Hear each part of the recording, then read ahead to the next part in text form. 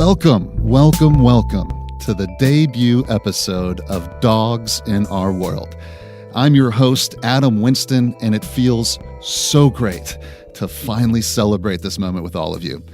This episode is titled In the Beginning, and I divided it into 3 parts. First, I'm going to share with you what I recently learned about the history of wolves in North America and their current status here in the United States.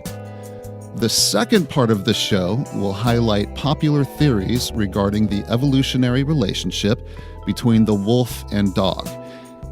How did we get the dog from the wolf? The third and final part of this episode will explore what wolves can teach or not teach us about dogs. So, let's get started.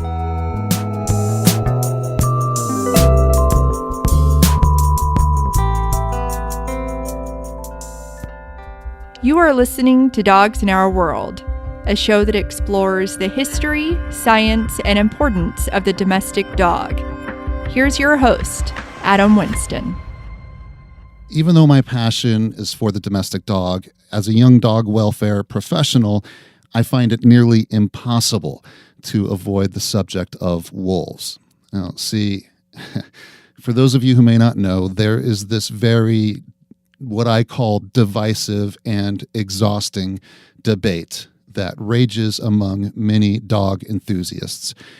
And I have discovered that nearly all of these arguments trace back to wolves, what we think we know about them, and how we should view dogs when comparing them to wolves. If you want to know more of what I'm talking about, just simply search online for the terms dog dominance theory or dog training debate. I just Googled both those search terms and a combined total of about 2 million results generated. So you don't have to dig deep to find articles regarding this debate and how we should view dogs when looking at wolves and wolf packs. So, this show, though, is our opportunity to get answers from the source. So instead of having yet another dog person try and tell me about wolves, I set out to find someone who personally knows wolves and could talk to us about, you guessed it, dogs. Yeah, my name is Eric Wilbur, and I am an animal caretaker at Wolf Haven International.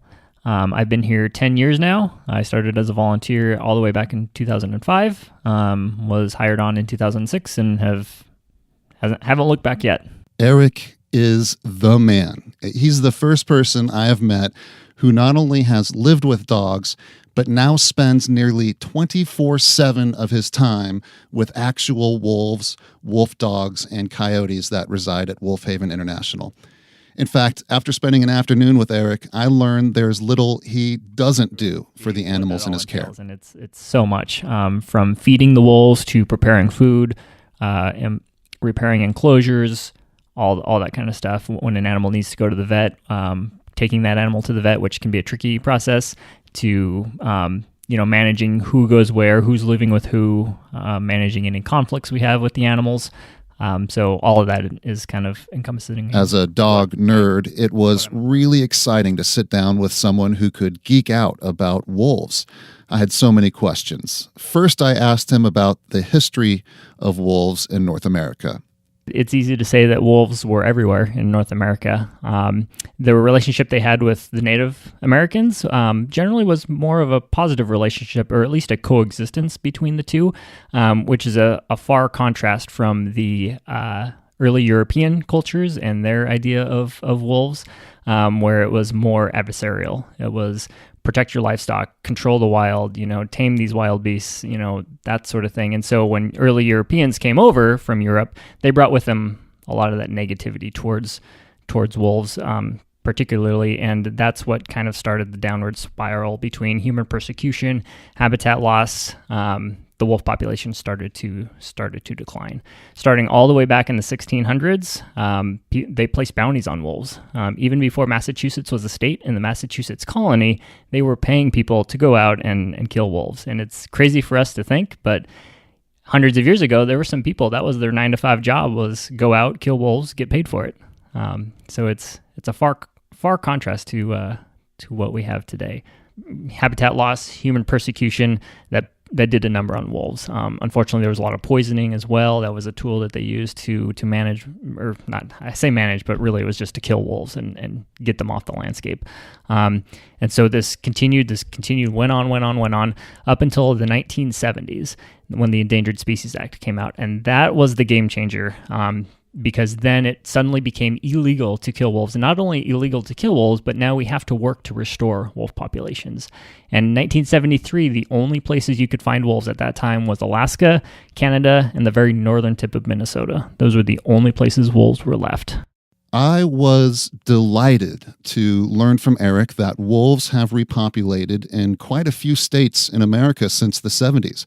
I was born in 1979, and I didn't realize that all of these wolves in the U.S. have arrived during my lifetime.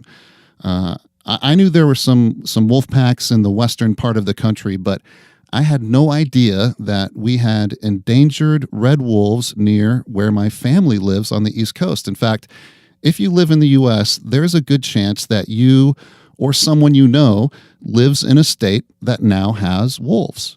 So you got red wolves in North Carolina, Mexican wolves in the Southwest, and you have the Northwest, Washington, Oregon, Idaho, Montana, Wyoming, and then you have the Great Lakes, Minnesota, Wisconsin, and the Upper Peninsula of Michigan.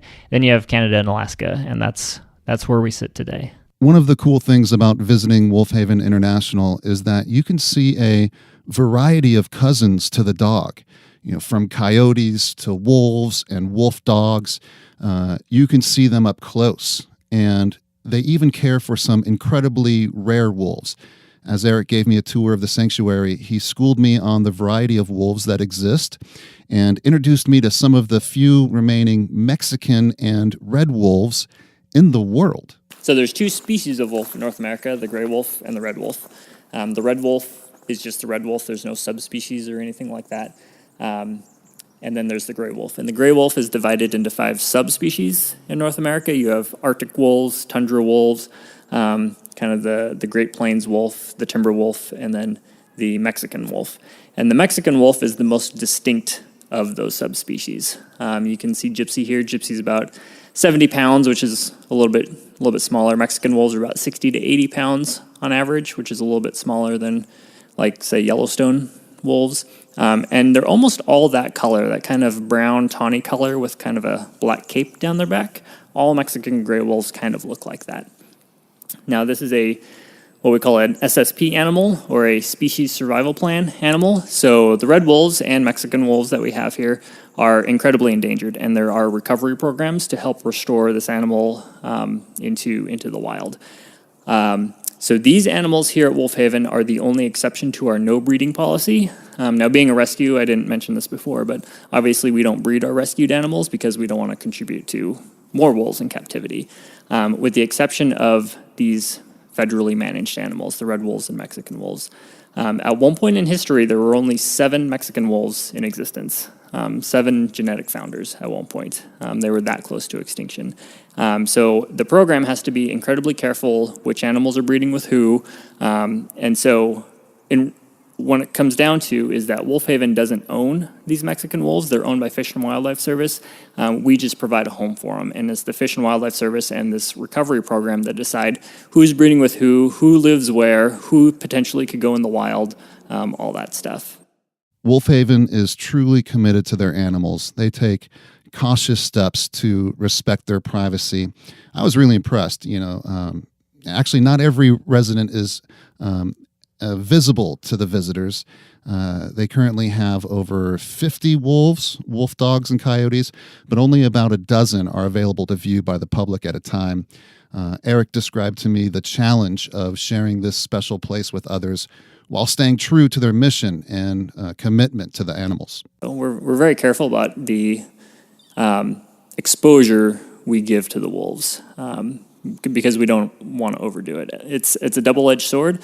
You do want to educate people and you want them to see wolves, but being a sanctuary, that can't be our main focus. That can't be our main goal, is exposure of these animals more than they want. Even though only about a dozen wolves, wolf dogs, and coyotes are available to view, it didn't take long before a distant siren triggered the animals into a chorus of howling. For the first time that day, it became clear I was among a lot more than just a dozen Wolf Haven International residents.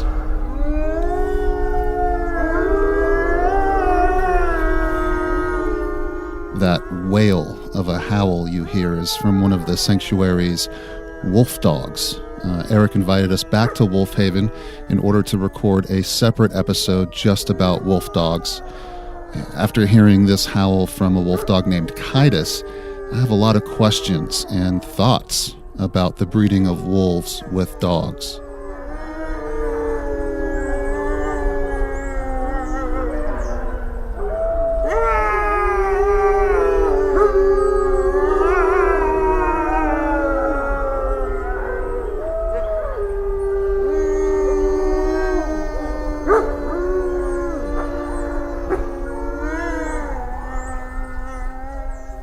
And on a sad note, Kaitis' female partner that he shared his enclosure with when I was visiting, that companion was named Lady Hawk, and unfortunately, Lady Hawk passed away at the age of 16 and a half, not long after the recording of this episode. It makes this howl from her sanctuary mate even more chilling to me. This episode is dedicated to Lady Hawk, that wolf, and her surviving companion, this wolf dog you hear named Kaitis.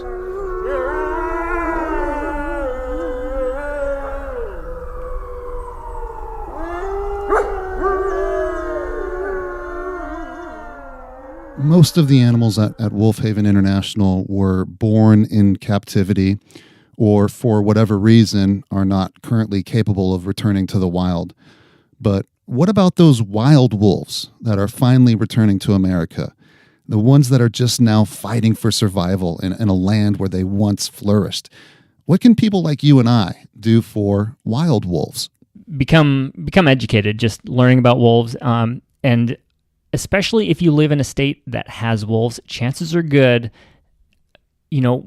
nothing happens with wolves without environmental studies, environmental impact statements, and all of this includes public comment. And so the key thing is learning when and where they are accepting public comments and making your voice heard. That's one of the biggest things.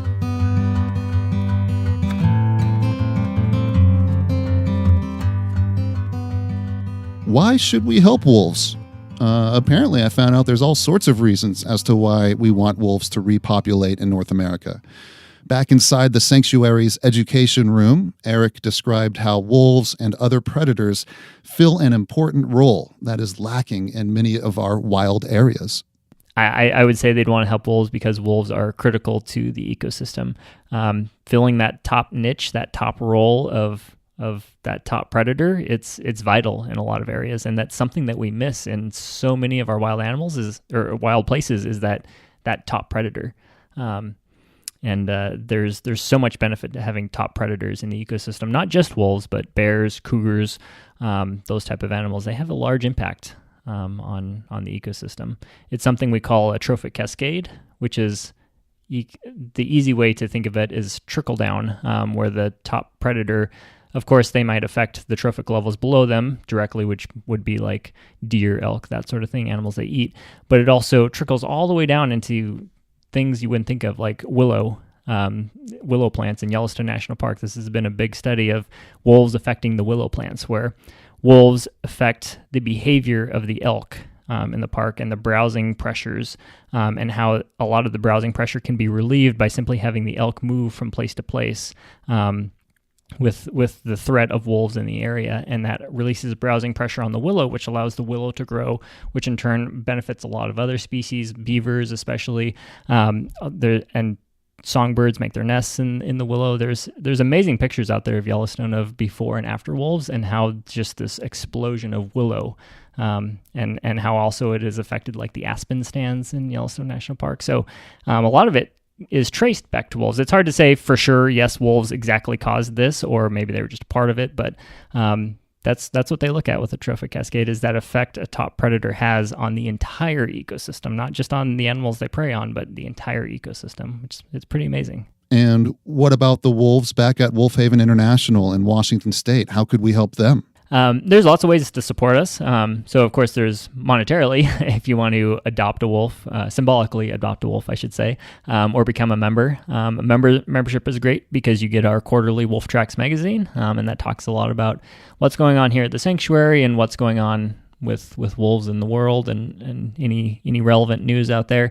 I will say our Facebook page, since everyone and their grandmother has Facebook now, our Facebook page is one of our most updated places to get information. We're always posting news about wolves, not just in Washington, but in Oregon and all over the world, really. Wolfhaven.org. Yep. So that's where you go for any information about Wolf Haven itself is wolfhaven.org. If you'd like to come visit, that's where you need to go to make your reservation. We're not open to just people coming in and dropping by. You have to make a reservation to come out and see the wolves here at Wolf Haven. Now that Eric provided us with a crash course on the history and current status of wolves in America, I want to explore the relationship between wolves and dogs. After all, the name of the show is Dogs in Our World, so coming up next in part 2, Eric is going to share with us the popular theories regarding how dogs evolved from wolves. Back after this.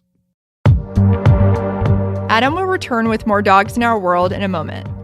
Be sure to subscribe to the show on iTunes, Google Play, Stitcher, or SoundCloud. Visit the episodes page at dogsinOurworld.com for show notes.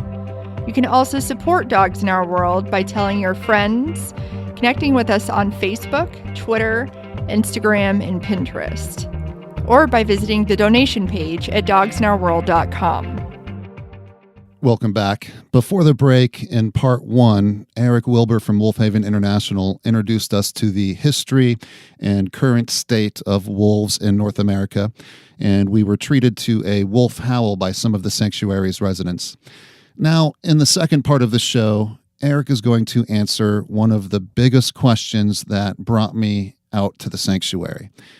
Here's Eric and I talking about the popular theories regarding the evolutionary relationship between wolves and dogs. And if you don't mind, I'm just going to let our conversation roll. So there's kind of three things: is when, where, and how. When did dogs become dogs? Or I guess I should say, when did the wolf become the dog? Where did the wolf become the dog? And how did the wolf become the dog? So, again, I'll say personally,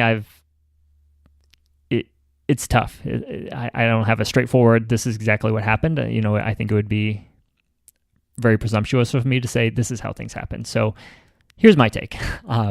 When, genetics can help tell us when something happened. Archaeology and fossils can help tell us when and where. Anthropology can help tell us how. The problem is those three things don't often, they contradict themselves. And so there are some people out there that say, oh, well, looking at this fossil and this DNA evidence, I can clearly state that dogs were domesticated 10,000 years ago. There's one particular fossil out there that they believe has been aged to 36,000 years ago, and there's some people out there that feel that is definitely a dog that was buried next to a person 36,000 years ago. So that's kind of your range. The longest time period ago, about 36,000 years to about 10,000 years ago. So that's kind of when they're looking at when. One of the question that interests me the most is how. How did, regardless of when and where, how did we get wolves into dogs? And is it happening today? That's a whole nother, I didn't even think of that, but that's quite possible if too. It did only happen at one point in time, then why only in that point of time? Right. And there's some other studies out there I know that think that maybe domestication happened a couple different times in a couple different places, and dogs, kind of merged together. So what do you think about how? So I think the how comes down to, do you think it was natural selection or do you think it's artificial selection? If you're under the impression it's artificial selection, I mean that people went out, they got some wolf pups, they raised those wolf puppies for whatever reason, probably to help with hunting or guarding, or maybe they were just cute, I don't know. But these early people took wolf pups and artificially selected them. They say, I'm going to breed my wolf with your wolf. We're going to take these wolves. We're going to breed these wolves, artificially selecting the wolves until we get the dog.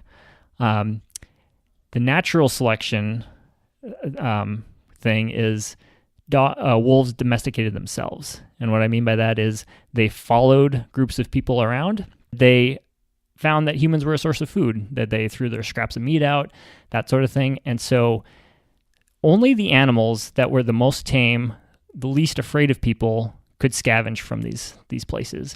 And over time, these particular animals that were capable of scavenging off people bred with each other, creating more successive animals that were, more and more comfortable with people. And over time, they kind of domesticate themselves. They become more and more tame just because those are the animals that are surviving in that environment. Tameness is one of the things that are going to ensure its survival, whereas the more fearful animals, when somebody approaches, they're going to run away first and they're not going to get the scraps of meat. And so people then taking these semi-tame animals that are living on the edges of human settlement, taking those animals and then domesticating them. And of course, there's arguments on both sides. I personally like to believe the more natural selection, because I think of artificial selection, I think of everything that goes into raising wolves and how the early hunter-gatherers, even in early agricultural societies, they probably didn't have a lot of extra food around. They didn't have a lot of extra time. It was more survival oriented. Everything they did had to do with survival. And so me imagining them, okay, maybe they do take some pups and they see what they can do.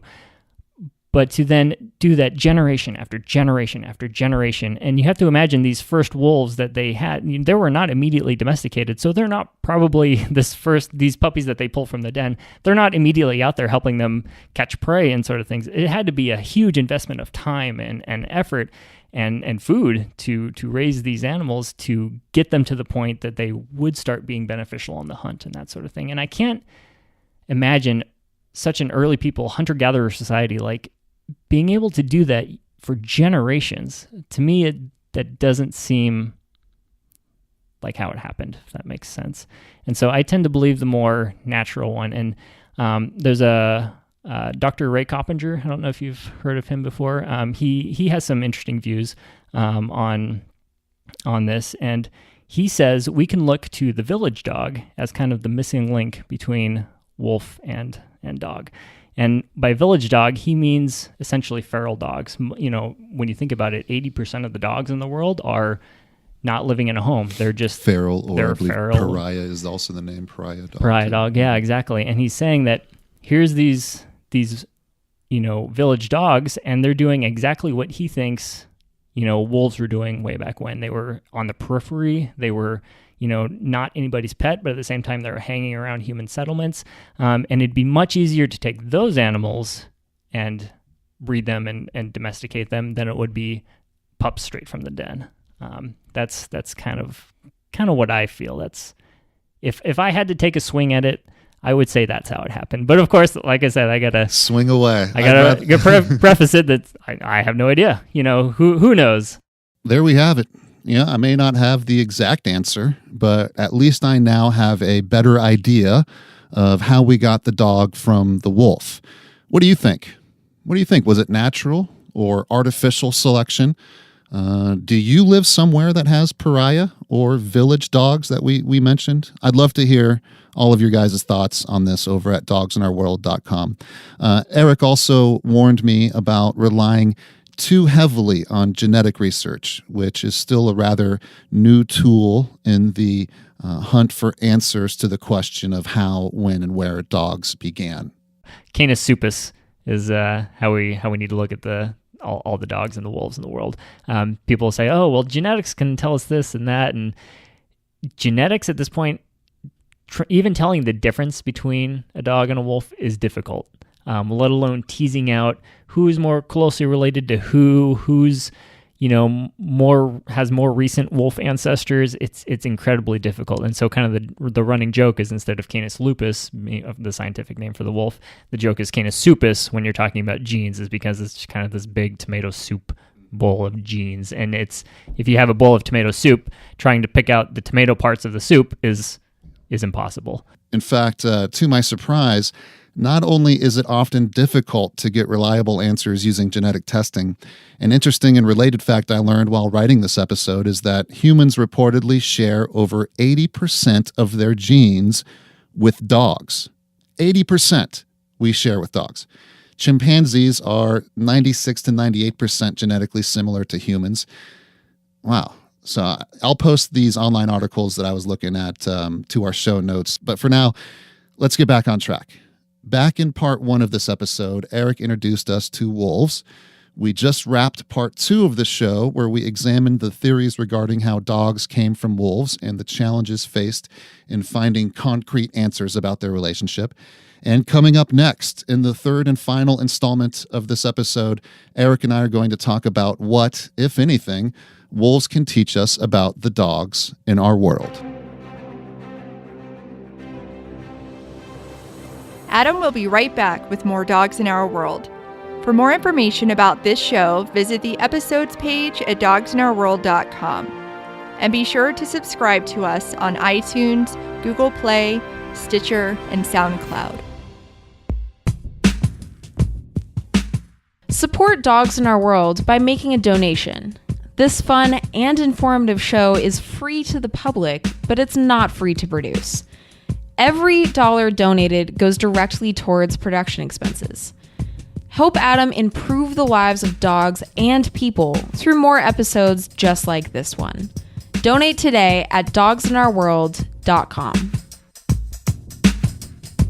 I said in the beginning of this episode that it has been nearly impossible to etch out a path as a dog welfare professional without running into the topic of wolves and wolf pack behavior, whether directly or indirectly.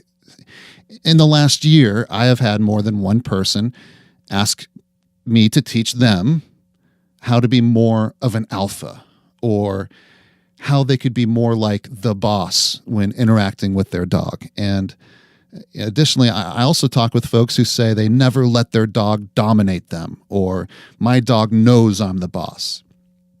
You know, along with just about any dog professional you see on TV or YouTube, I'm a firm believer that most household dogs require a healthy level of structure, rules, boundaries, and management.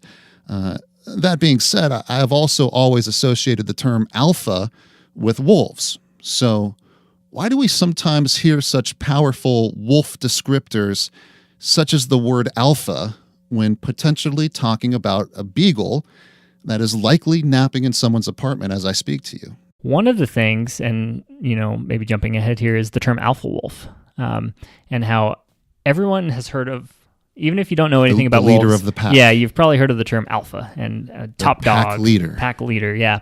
And this all started, back in the early 1900s. There was some prominent wolf researchers, and they would look at wolves in captivity and to learn about their behavior, because finding and studying wolves in the wild is very, very difficult.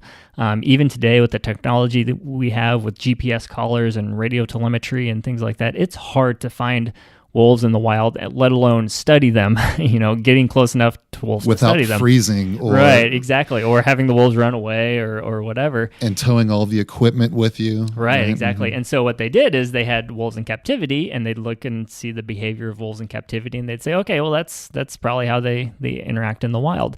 The problem was captive wolf behavior is quite a bit different than wild behavior, and specifically with the term alpha. There's a guy out there, his name is Dr. Meach. He's really the preeminent wolf researcher out there. He still does a lot of stuff today.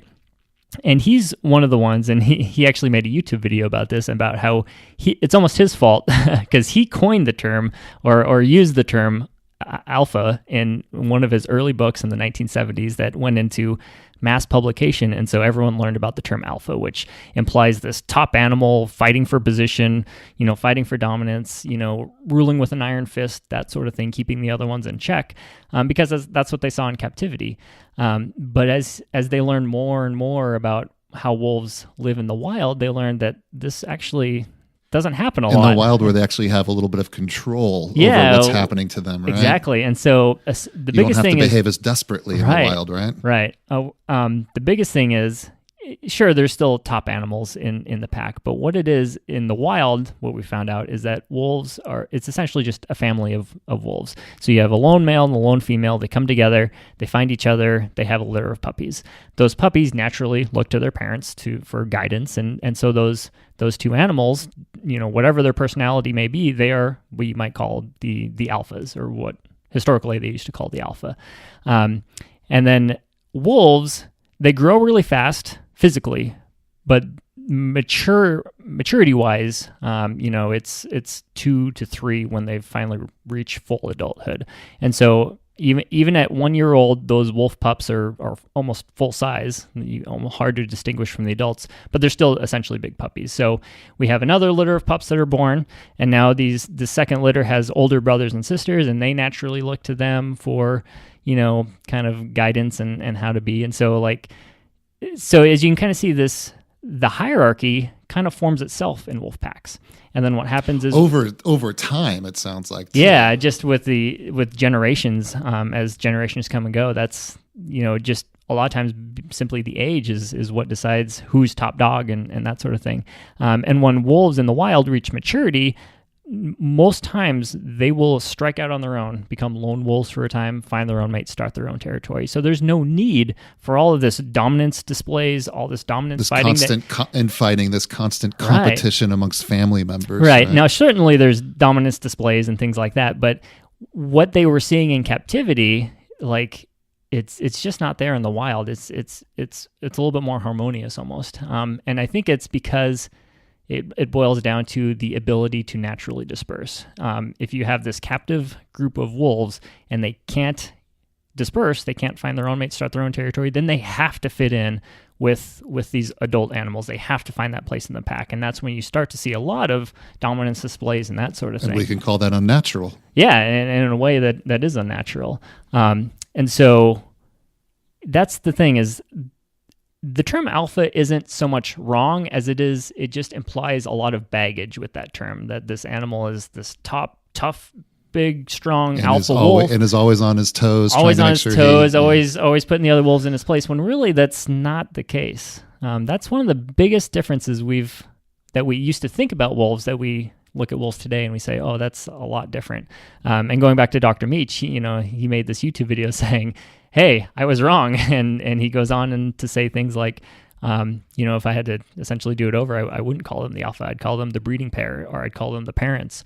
And so he's kind of, now, the person who was almost responsible for the term alpha wolf is going back and saying, hey, we need to kind of relook at how we describe these wolves. So then what does that mean to me? And what does that mean to the dogs, the dogs in our home and in our world? And so how I think that kind of translates is, I feel like there are some people out there that think, oh, my dog is descended from wolf, so it must think like a wolf. And if wolves behave in such a way, X, Y, and Z, my dog must behave in such a way, when we might have a misunderstanding that dogs think like wolves, on top of the misunderstanding that we think wolves act in a certain way. So it's kind of like... And what appears to be a false belief. Right, yeah. So we have kind of this skewed perception of how wolves live in the pack, and we try to apply that to our dogs, when dogs, I don't really believe, think like a wolf. Maybe, I don't know, maybe I'll get some hate mail for that, but I think dogs are so different than wolves now, even though they are descendants from wolves, that they're so different. There's been hundreds and thousands of generations in between wolves and dogs, in some cases, that they're almost separate species now.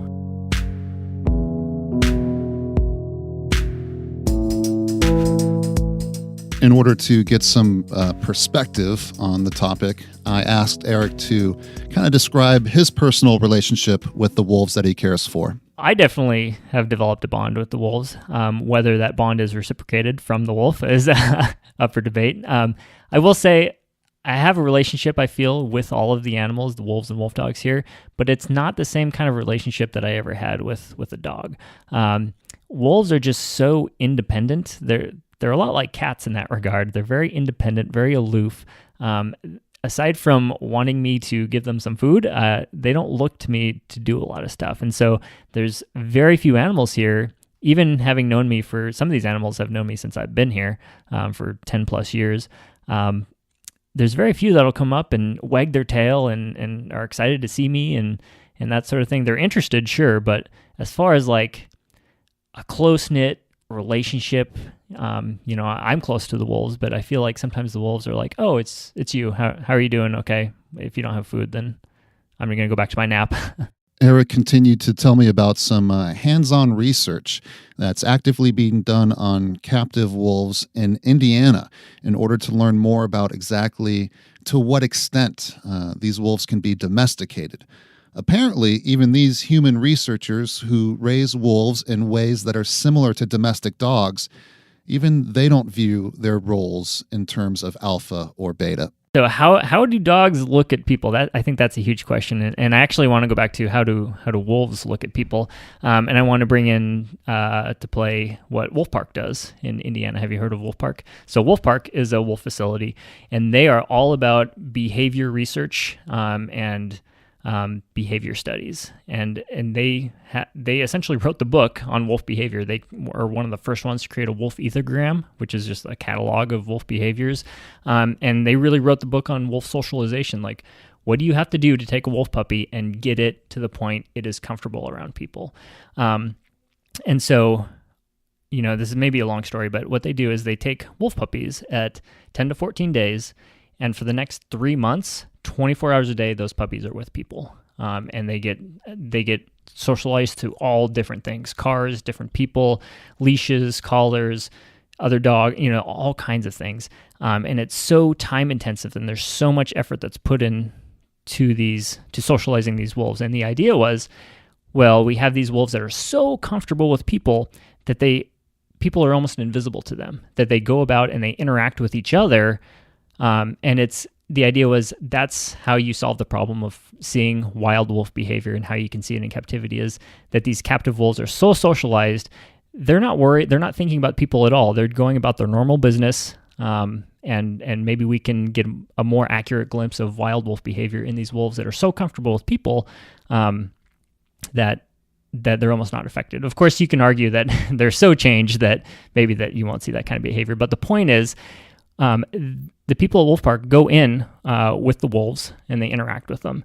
And I think if you were to ask any of the staff members at Wolf Park, are you a part of their pack? They would laugh at you and say no. That the wolves have their pack, but that they view people as this something different. I got to say, as I observed some of the wolves and coyotes at Wolf Haven, there were certainly times when I saw some similar behaviors that reminded me of dogs. You look at wolf behavior and you look at dog behavior. Sometimes we say dog behavior is just kind of watered down wolf behavior. Like, it's not as intense. It's not as, you don't see all of the behaviors.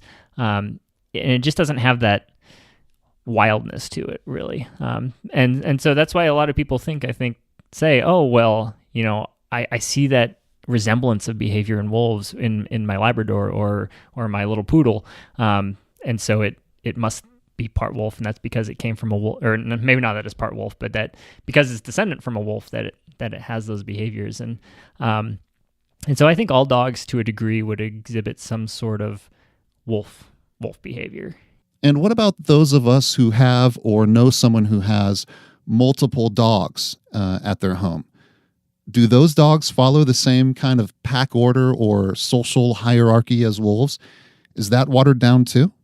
That's tough to say. I don't want to say they don't follow that social structure. I don't think they follow it as closely as wolves do. And I think it depends on the individual dog that you're talking about too. So many dog breeds and dogs themselves are individually so different.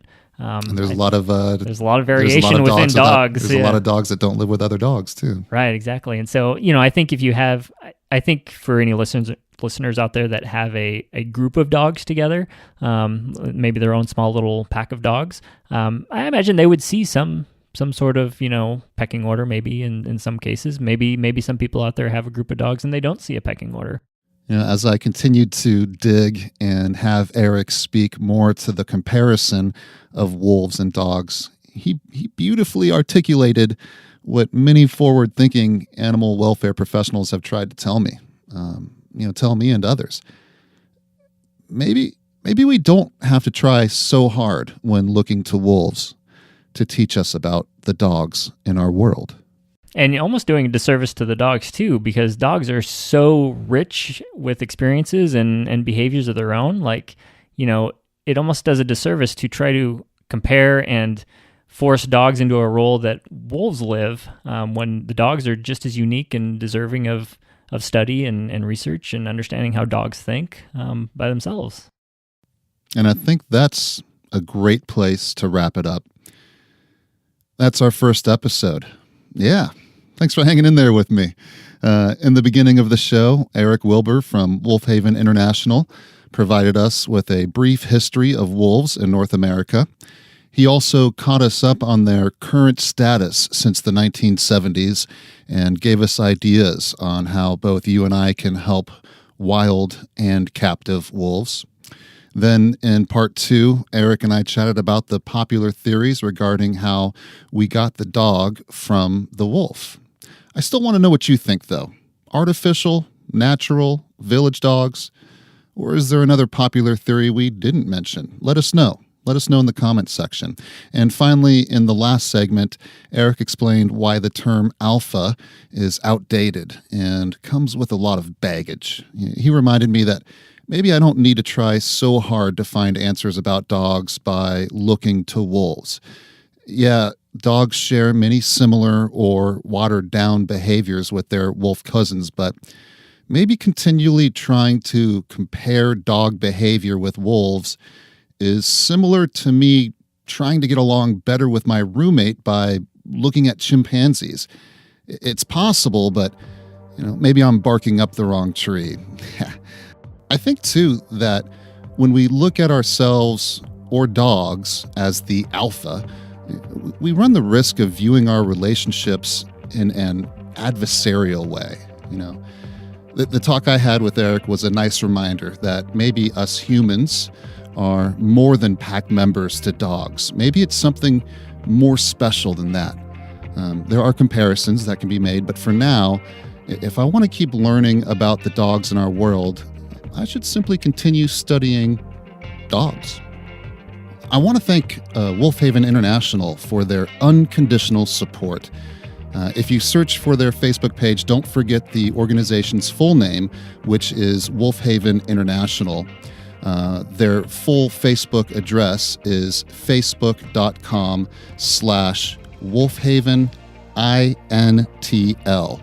Wolfhaven INTL is their Facebook address. Finally, before signing off, I really want to thank those of you who donated to this project. Thank you so much to Susan in Washington and Andrew in Philadelphia. Your donations actually went towards the equipment that we used to record the wolf howl that you all heard. So thank you. There's room for improvement, I know, but if you think I'm onto something here and you would like to hear future episodes of this show, please consider donating whatever you can by navigating to the donation link at dogsinourworld.com.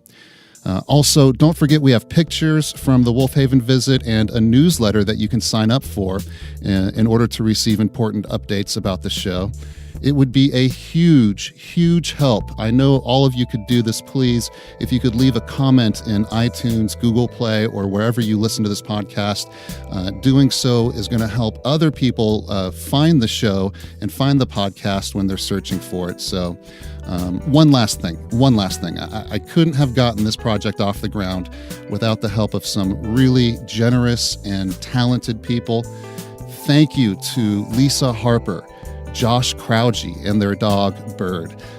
Also, thank you to Margaret Shermer, her dog, Davy, and their entire family for their support. Thank you to Phoenix Mercer, my professional mentor. And last but not least, I want to thank a little French Bulldog Boston Terrier mix named Jelly, who was the inspiration for the theme of today's episode. Please tell your friends about this show, and I will talk to you soon.